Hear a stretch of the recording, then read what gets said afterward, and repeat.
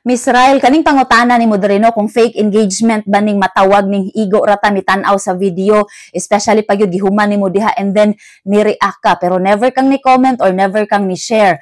Kaning ingon ani nga engagement is legit engagement gihapon ni siya, dili ni siya matawag og fake engagement. Tungod kay sa pagtan-aw pa lang sa video bisan pag wala ta mi comment or mi react or mi share, engagement na diha. Masulod na diha sa watch time, especially pag yun kung gitiwas ni mong tanaw ang video diha.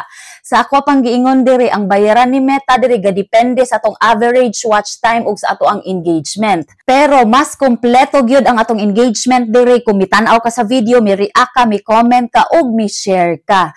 So kani siya nga engagement is mao ni gitawag og complete engagement. Pero kana imong gibuhat diha dili na siya kompleto pero legit engagement gihapon na.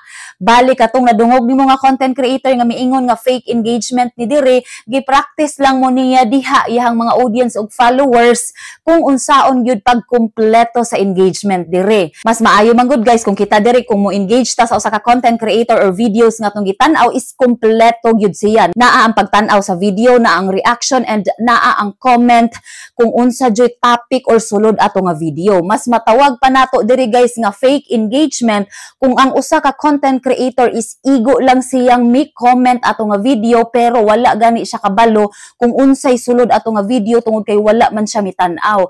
Bali gapataka ra siya comment dito para mahimo lang yung visible ang iyang account sa mga followers ato nga content creator. So nagpataka lang siya comment dito, mao ni ang matawag nato og fake engagement.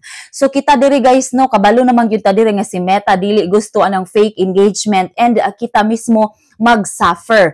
Ang nag-comment mag-suffer, ang gi-commentan mag-suffer tungod kay of course no kanang mga gipang-comment ninyo diha nga gabalik-balik na gyud spammy words na kaayo tungod kay gibalik-balik na ninyo comment sa tanang halos mga content creator or videos nga inyong maagian.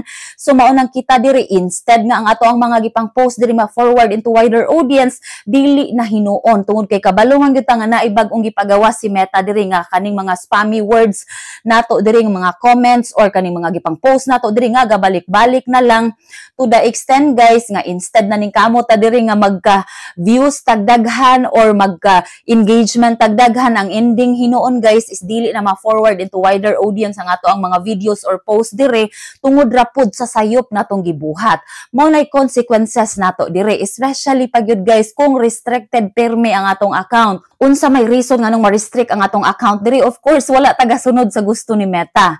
Kung kita diri guys pirmi putang ma-restrict ang atong account, mao pud ni mamahimong hinungdan nga magka-shadow banta. Isa pud sa reason nga nung hinay kaayo ang atong engagement og views, gakamang jud siya. Israel ayaw kabalaka ana diha imuhang gitawag nga fake engagement tungod kay dili na tinuod legit engagement gihapon na pero dili lang na kompleto nga engagement. Bali gi-practice lang gyud mo atong content creator nga nadungog ninyo diha kung unsaon gyud nato diri no nga mamahimong kompleto ang atong engagement. Kay ako gani usahay diri guys, once mo tan-aw ko sa video, especially kanang video bitaw no nga interesting kaayo, and then pag human ako tan-aw sa video is wala ko kabalo kung unsay i-comment nako. It's either dili ko gusto makisawsaw ato nga issue or dili ko gusto nga manghilabot sa ilahang mga video tungod kay basin ma-misunderstood ta or ma-misinterpret ang ato ang mga gipang comment didto, mao nang dili ko mo comment. Pero natiwas na kog tan-aw ang video and ni-react ko according kung unsay feelings nako sa pagtan-aw nako ato nga video. So legit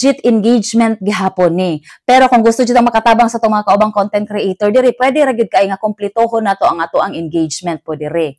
So mara na guys, thank you very much. Don't forget to follow, like, and share. God bless atong tanan and have a wonderful day ahead. Bye for now and see you again next time. Love you all. Mwah!